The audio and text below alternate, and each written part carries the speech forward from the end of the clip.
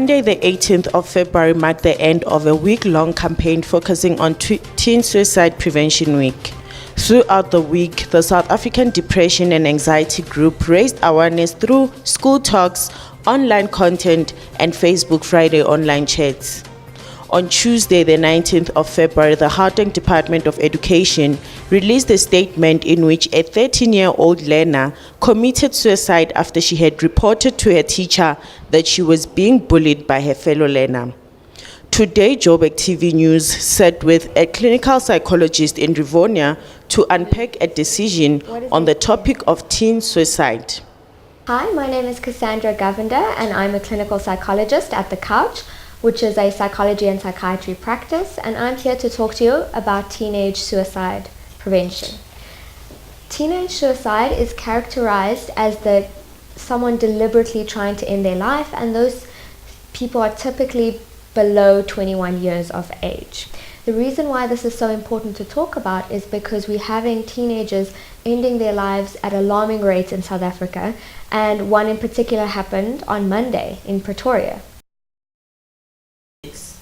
Suicide statistics are always, mental health statistics in South Africa are always difficult because we never have up-to-date statistics, and I think that's part of the challenge of trying to shed a light on mental illness. It's not always seen as something important, or it's very difficult to research because people often underreport. So some statistics that SADA give us on their website is that 9% of all teenage deaths are caused by suicide, and this is posited to be much larger but also increasing in the next few years.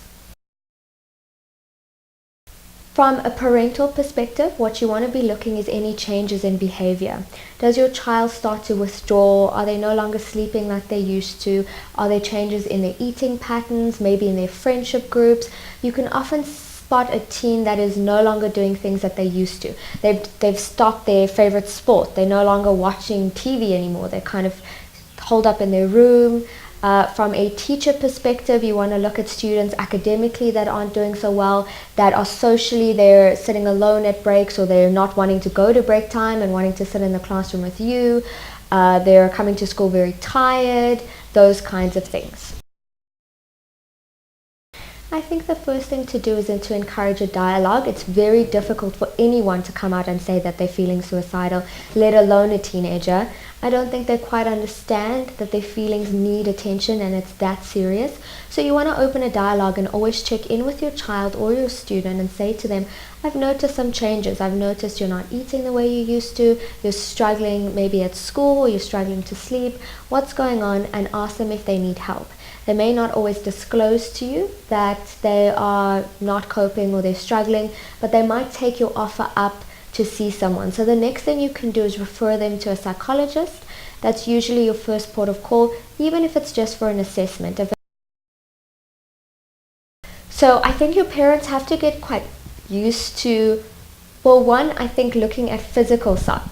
So starting to notice if you're really struggling at home or at school. So academically, if your marks are dropping, and they usually don't, if you're not with the same kinds of friends, if you're different kinds of friends, if you're bunking school, those are the kinds of signs we can look at. Social media is a really good insight into people's psyche, I always say, but not everyone has access to that. Not all teens want their parents on social media, so they might block them. So even if your parents are savvy enough to find you, you might have blocked them. So we can't always use social media, but I say take it seriously all the time.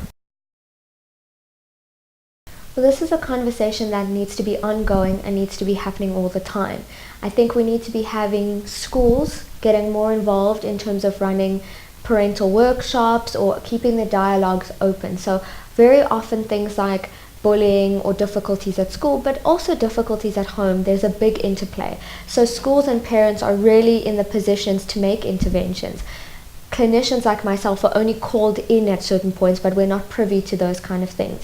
So I think having these kinds of discussions, but taking them to more than just discussions, having parents have a talk about it at a school, for instance, on one night, can psych-educate them about what they need to look out for. Having these kinds of talks with teachers so that they know what to look out for, because they are really the ones that need to refer to us and the ones that have to pick it up. So I think what needs to be done is not just having these conversations for 1 week a year and trying to implement strategies, but to really make it an ongoing thing and something that schools and parents all get behind.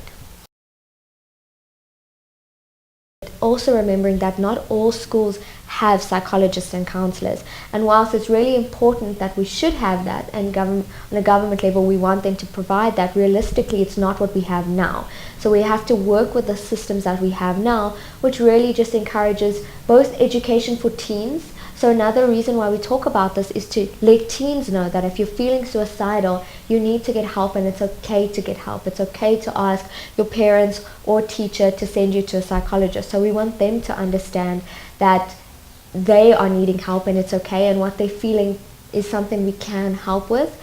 We then want parents, school peers, teachers, all to understand that this is a real problem. It's not attention seeking as a lot of people think. It's not something that will just go away. It's something that needs intervention and something we need to be talking about. Suicidal behaviors indicates deep unhappiness, but not necessarily mental disorder. Many people living with mental disorders are not affected by suicidal behavior, and not all people who take their own lives have a mental disorder. From Joburgtv, Crown Sondlane.